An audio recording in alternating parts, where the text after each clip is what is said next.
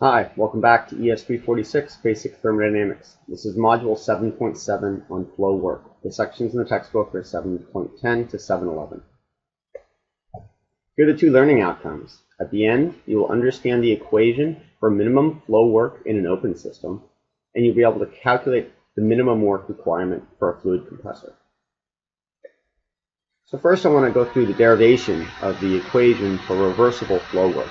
And so consider an open system like we have shown here, where we have a compressor, pressure coming in at some P1 and going out at P2, which is greater than the inlet pressure. And what I'd like to know is, how much work do I need to put in? What's the minimum amount of power required to do this compressor? Now, recall when we had closed systems, we would calculate boundary work, which was equal to the integral of P dV. Now that was for closed systems, though, and we have an open system, so we're not going to use that equation, but we're going to come up with something that's somewhat similar. So first I'm going to start off with the first law for my compressor here, where I have the amount of heat going in and the amount of work going in equal to its change in enthalpy. And so this amount of work going in I'm calling reversible, because that will be the minimum amount of work required to run this compressor. And so there may be heat transfer going on, there may be heat going in, there may be heat going out. I have it written this way, positive going in, and the sign will just go ahead and fall out and tell us whether heat is being added or taken away from the system. So recall from the definition of entropy, Vs is equal to del Q over T. And so therefore, I could go ahead and substitute in TdS for del Q into this equation. So I'm going to put TdS in terms of that del Q term. And then I'm going to go ahead and here's the amount of work, del W, reversible, and that's equal to, and so I'm going to go ahead and substitute something else in for dH. And what I'm going to use is the second TdS relationship we derived a couple modules ago. To remind you what it said. It said TdS is equal to dH minus V dP. And so I'm going to go ahead and substitute that in, this dH here with this dH up there. So I end up with TdS plus V dP. And so now I can go ahead and cancel the TdS on both sides of that equation and end up with del W reversible is equal to V dP.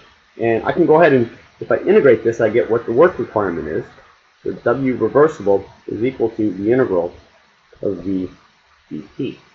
So in order to find out how much work is required to go ahead and compress the material, I need to do is just integrate from P1 to P2, the low pressure, to the high pressure, but I need to have some expression for what the volume is. And so if this was a steady flow system, that would be work reversible, and that would be a volumetric flow rate. Now there's a couple corner cases that are important. One is if that V is essentially constant, which would mean that it's incompressible, this equation would become pretty simple. It would be the reversible work is equal to V P2 minus P1. In fact, we saw that equation in about 2 chapters ago in terms of enthalpy. So what I want to do now is derive an equation for the compressor work for when it's isentropic. So that means that I've got a compressor and it's generating no entropy. And so I'm starting with this equation here, which I have the reversible work is the integral of VdP. If I need some expression for what V is, let's draw our compressor up here, got material coming through from P1 to P2. And it's isentropic, so that means that the entropy 1 is going to be S2, which is equal to H1, generating no entropy, the perfect compressor that I have. Now, if this is isentropic compression, recall one of those relations we had that said that P2 over P1 is equal to V1 over V2 to the K, where K is the ratio of the heat capacities. And I could rearrange this and just realize this is simply saying PV to the K is equal to some constant C. And I could rearrange that to get for what the volume is. And the volume is equal to C over P to the 1 over K. So now I've got an expression for what the volume is. I'm going to go ahead and put into that equation there to go ahead and integrate this. So now I'm integrating a constant over pressure to the 1 over K dP. All right. And so I'm going to go ahead and pull the constant out of the integral, C, and so now what I need to do is I'm integrating 1 over P to the 1 over K. This is kind of weird, but you might remember from calculus, this will be minus 1 over K plus 1, P to the minus 1 over k plus 1. So the minus sign came in because p was in the denominator. I'm adding 1 as I integrate that, and I need to evaluate that from P1 to P2. So there's some algebraic rearrangements I can do to make this expression a little bit simpler. I'm going to use this equation here, and I'm also going to use PV equals RT, the ideal gas law. And I can get a much simpler form of this equation. It looks like this. I'll just cut to the chase of this. It's Kr T1 over K minus 1, P2 over P1, and this exponent is K minus 1 over K all minus 1. All right, so it's define a couple of these terms. K again is the ratio of the heat capacity, final pressure over the initial pressure, and that is the gas constant R from the ideal gas law. There's another form that I can get, and I'll go ahead and just give this one to you as well. This is R times K over K minus 1, T2 minus T1. It's even a little bit simpler. But we don't tend to use it as much because if you consider a compressor, what you tend to know is what your inlet pressure is and your outlet pressure is, which appears in that equation there. You don't tend to know necessarily what the outlet temperature is. But either one of these equations give you the same answer. All right, so let's go ahead and do an example here. I've got air being compressed from 100 kilopascals and 25 degrees Celsius to 5 megapascals. So I have 100 kPa coming in and 5 megapascals at the outlet. I'm given a flow rate, and I want to know what's the power requirement, and I know that it is being done isentropically. Right? Well, here we just saw that equation that we had, and I've written it now here where it's the total work, so I'll just introduce the mass flow rate right there. And I've given the pressure, so I can just go ahead and start plugging some numbers directly in here. So I'm going to go ahead and do that. This is the mass flow rate, 0.2. And K for air, I'm going to use 1.4 right now, because we don't know what that outlet temperature is. 0.287, that's the value of R. And T1 is 25 degrees Celsius. I need to convert that to absolute because that RT came from the ideal gas law. All of that is over K minus 1, or over 0.4. And now my pressure, this goes from 5 over 0.1 megapascals. The ratio of that, and that would be 0.4 over 1.4 is the exponent minus 1. And if I go ahead and do all that arithmetic, this comes out to be about 123.2 kilowatts. All right. Now, as I said, I don't know what T2 is, but there's no reason I couldn't have calculated that. And in fact, we could get that from the isentropic expression. So T2 is equal to T1, P2 over P1 to the K minus 1 over K. And if I go ahead and do that, I'm going to put 298 in for there, 5 over 0.1, and this comes out to be 911 Kelvin, which is actually pretty hot. I'm going from 300 to 900 Kelvin, about 600 degrees. So it might have been better to use an average value of K. K is kind of a weak function of temperature. Maybe if I look in there, there's a 10. About 1.38 might be a better value. And if I put that in there, and there, I get a slightly different value. I would get that the work requirement is equal to 120.3 kilowatts. So, you know, a few percent improvement, good enough for a homework problem, but it's probably better to know what my output temperature is. And in fact, maybe I should have done that from the beginning, and then I wouldn't have had to do this arithmetic twice. All right, so we just looked at isentropic compression, which means there's no heat transfer going on, and it's reversible. But let's look at a polytropic compression. So in polytropic compression, you have some heat transfer going on. So maybe I'm losing some heat out of my compressor. And so if I want to get an equation for that, remember polytropic says that PV to the N is a constant. That's polytropic compression. And that looks a lot like that expression I just did, which was PV to the K is a constant in my previous derivation. In fact, the only difference is N is being replaced, or sorry, K is being replaced with N. So I actually would end up with the exact same looking equation where now I've just got N's in place of K's. And so the equation's the exact same. And in fact, we've realized that K is the upper limit on the value of N.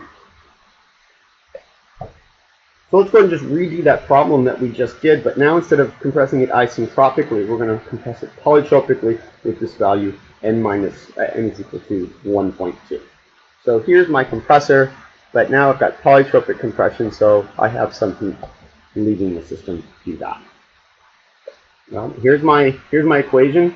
I've replaced K with N for polytropic compression, introduced the mass flow rate there, and so let's go ahead and put our numbers in here. 0.2, N is 1.2, R is 0.287, T1, again, it's got to be absolute, so 298, all over 0.2, and pressure is just like before, 5 over 0.1, 0.2 over 1.2, minus 1. Alright, so we go ahead and do that arithmetic, and we find out that the work requirement is 94.36 kilowatts, and that's actually significantly less than what we had in the last one, which was 123 kilowatts. So we're saving over about 25% in terms of power. So this tells me polytropic compression requires less work than it does isentropic, which is the reversible type of compression. Let's look at that a little bit further. So here I'm going to consider just a compression process going from an initial pressure P1 up to some high pressure P2. And so, for example, let's say I start right there. If I was to go ahead and compress this, it'd follow some line up, and I might end up at that point 0.2 right there. And so this might be that this describes from the equation that I just had for isentropic compression. Now, if I look at the equation for polytropic compression, it actually would follow a line right there, where that would be the line. This is polytropic. And the reason is, at each point, since I have some heat leaving my compressor, and Q is always leaving, I'm able to reduce the volume at each one of these steps. So the temperature is increasing, but not quite as quickly as it would if I had done it polytropically. And in fact, I could go ahead and do that same integration we did for the isothermal case, where PV is equal to RT naught, and put that in for my volume, and you end up with a expression for the reversible work is equal to RT ln of P2 over P1. So that's isothermal work, and in fact that line falls right there. I mean, it's going to follow an isotherm. So that's isothermal compression. So what we realize is that isentropic compression, which is insulated, has actually got the largest work requirement. The work requirement, remember work, it's the integral of VDP. So it's the area right there. Kind of similar to what we had for closed systems, where it would be integral of PdV, but here it's VDP, so it's a little different. And going from isentropic to polytropic, I sort of saved that amount of work right there. In fact, the maximum work savings, the minimum work input would be the isothermal case. Well, we can go ahead and use this to our advantage to kind of reduce work requirements, because we realize that our isentropic work, even though the perfect turbine has the largest work requirement. So maybe what I could do, instead of doing all my compression in one step, is to use two compressors with a heat exchanger in between. So I'm going to go from P1 to some intermediate pressure, Px, and then I'm going to go through a heat exchanger, remove some heat, drop my temperature back down, and then complete my compression up to P2. And this is called two-stage compression with intercooling. And let's look at the way this would go. So, for example, let's say this is P1, and down here, and this would be the initial temperature, and this is some other isotherm P2 that's larger than P1.